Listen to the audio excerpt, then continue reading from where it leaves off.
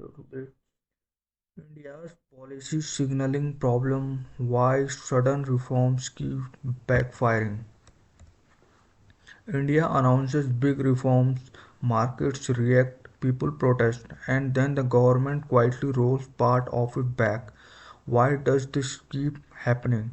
An opinion article calls this India's policy signaling problem. Let's understand what that really means. The argument is simple but powerful. India's reform often fail not because the ideas are bad but because they are announced too suddenly without enough consultation. What is policy signaling and why it matters? Policy signaling means how government communicates reform. Policy signaling means how a government prepare people for a reform, whether stakeholders can anticipate and adjust, whether rules look stable and predictable. Good policy anticipates reactions before announcing, involves consultation with affected groups. Bad policy announced top down, shock people and markets, then fixed after damage is done. India's repeated pattern: announce, backlash, then roll back, a familiar cycle. The authors argue that India has seen this cycle repeatedly: big sudden announcement, strong resistance from affected groups, partial rollback or modification, loss of trust and credibility. So past examples: farm laws 2020 to 21, massive protests, full repeal; land acquisition changes, resistance, diluted reforms. The lesson: ex post corrections are costly, anticipation matters. Main example: capital gains tax changes, budget 2024, LTCC reform gone wrong.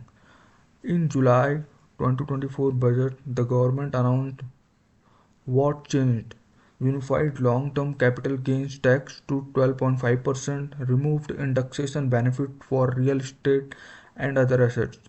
Government intention: simplified tax structure, remove distortions. What went wrong? Property owners were hit hard. Old properties rely heavily on indexation to offset inflation. Effective tax burden shot up. Real estate stocks crashed. Strong public backlash followed. The rollback: August 2024, damage control. 1 month later, the government modified the rule for properties bought before July 23, 24. Taxpayer can choose old system 20% tax with indexation or new system 12.5% tax without indexation, whichever results in lower tax. The point is, the rollback shows the government underestimated stakeholder reaction before announcing the reform. A positive contrast: abolition of angel tax when reform works.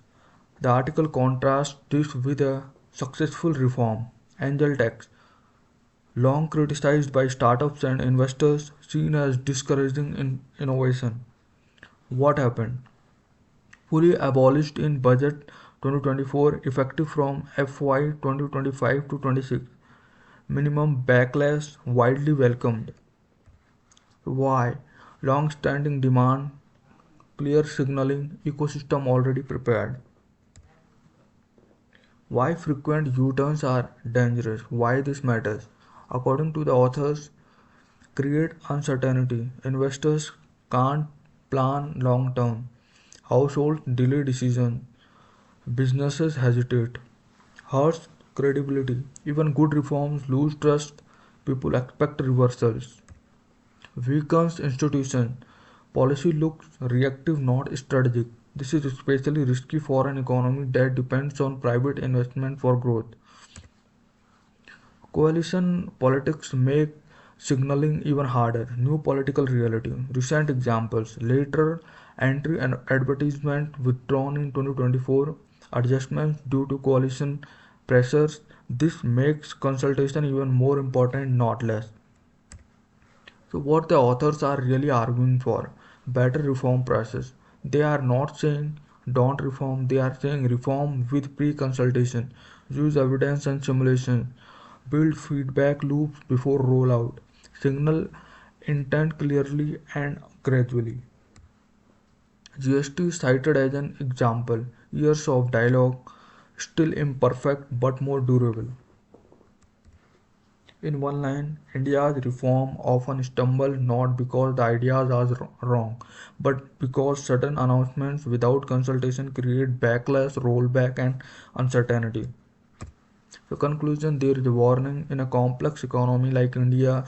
Shock style reforms may grab headlines, but predictable consultative reforms build trust and last longer.